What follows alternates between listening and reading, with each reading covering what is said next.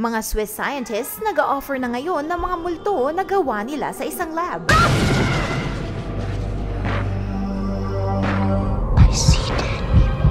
Nakaranas na ba kayo ng kakaibang pakiramdam na may nanonood o nakatingin sa inyo?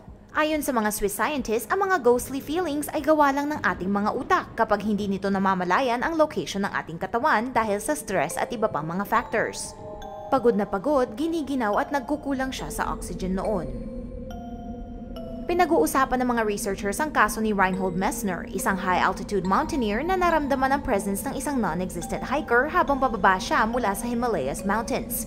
Gumawa ng isang robot na makokontrol ng mga participants ang mga Swiss researchers. Ang mga movements ay maaaring mapasa sa isang slave robot na hinahawakan ng mga volunteers sa kanilang likod. 12 volunteers ang na-blindfold at sinabihang galawin ang robot.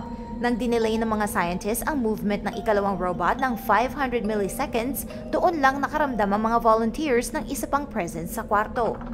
May mga nagsabing nakaramdam sila ng hanggang 4 na magkakaibang presence at 2 volunteer ang kinilabutan ng husto at hiniling na pahintuin ang test.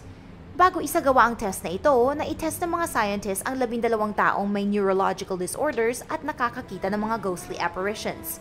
Lahat sa kanila ang nagpakita ng disturbance sa 3 parte ng kanilang mga utak na kinokontrol ang movement, self-awareness, at special awareness.